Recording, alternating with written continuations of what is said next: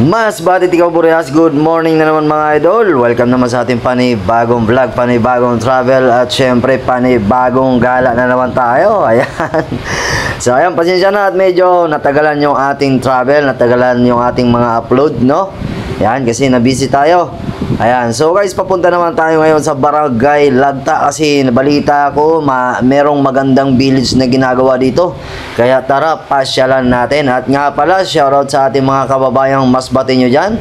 Mega shoutout at syempre sa ating mga kaibigan na rin, no? Especially yung Team Squadron, para Unisani at syempre Bagangan Group. Yan, mega shoutout sa inyo. So Barangay Lagta na naman tayo mga idol. Yan, kamustahin natin yung mga kaganapan dito, no? Kung taga rito ka, please comment below at para naman makilala ka namin. At syempre guys, huwag nyo kalimutan mag-follow at mag-subscribe para naman kung meron tayong bagong upload, ma-update kayo mga amigo. At nga pala, yan, paano makilala yung ating bayan kung hindi nyo isi-share at susuportahan? Kaya guys, please follow and subscribe na para naman makilala yung ating bayan, no? Kasi wala namang bayad yan mga amigo, no? Lalo na kay Dudski Motovlog na laging nagta-travel, laging nagra-rides. Kaya suportahan nyo sana yung ating page at syempre yung ating YouTube channel. Suportahan nyo yan mga amigo para naman mas lalo makilala yung ating bayan. Kasi sabi nila, napakapangit daw ng bayan ng Masbate, no? So nagkakamali sila ng akala kasi ang bayan ng Masbate, ang probinsya ng Masbate mga idol ay napakaganda. Yan, ang problema lang, wala tayong drone para makita nyo kung ano yung talagang kagandahan dito. At andito na tayo guys sa Barangay Kangkahuraw. Yan, Kangkahuraw na to. Shoutout nga pala sa Barangay Kangkahuraw. Kung taga rito ka, please comment ka naman yan para naman makilala ka namin. At huwag nyo sanang kalimutan na i-share at mag-follow at mag-subscribe para kung meron tayong bagong upload, ma-update kayo mga amigo.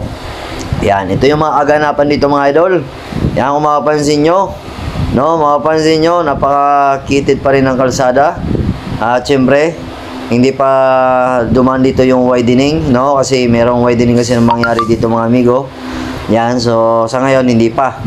At ito yung mga kaganapan ngayon dito, no, tuloy-tuloy yung ating travel, tuloy-tuloy yun din yung ating vlog. At syempre, suportahan nyo mga amigo, especially yung ating kababayang masbate nyo dyan. Yan, suportahan nyo naman ako para naman lagi-lagi tayo magkakasama. At syempre, kung kagandahan nito, pag nag-follow at mag-subscribe ka, edi ma-update ka kung meron tayong bagong upload, di ba?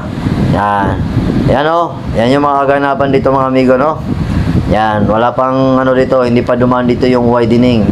So, mapapansin nyo yung kalsada, medyo makitid pa. Paulit-ulit, pabalik-balik lang, no? Yan, shoutout na lang.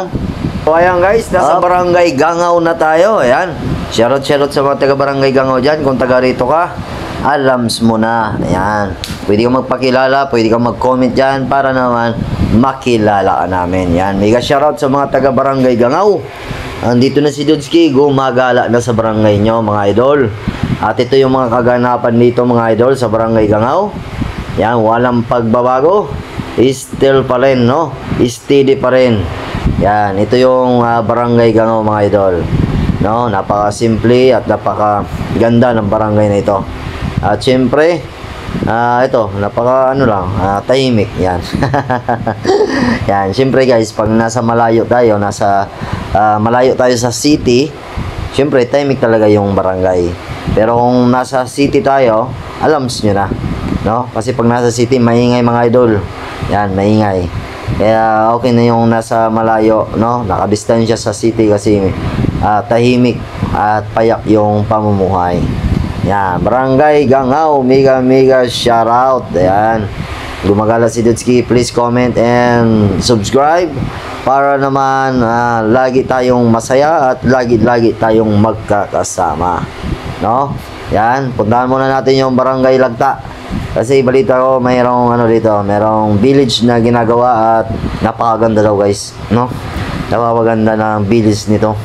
So naiintriga tayo, kaya tara, samahan nyo ako, samahan nyo si Dudski para lagi tayong magkakasama. Ayan o, yan na. Yan, yung kalsada daw dyan mga idol, makitid pa rin. No? Kaya dapat maayos na to at para maganda yung ating pag-rides. Kung malawak na yung kalsada mga idol, maganda na yung pagta-travel. Pero okay naman yung pagta-travel natin ngayon kasi bihira yung sasakyan.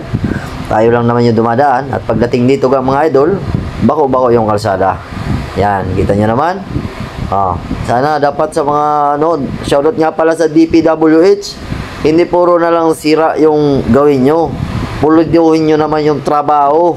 Kasi ang pangit mag-rides kung puro na lang bako-bako yung kalsada. Yan tingnan nyo Yan.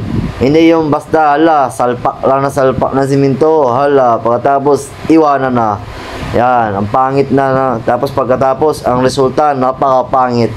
Huwag naman ganoon, Pulidihin natin yung trabaho at dapat naman pag aayos kayo ng kalsada, yung mga masira na talaga, hindi yung okay pa, sisirain na, pagkatapos sira, iwanan na agad.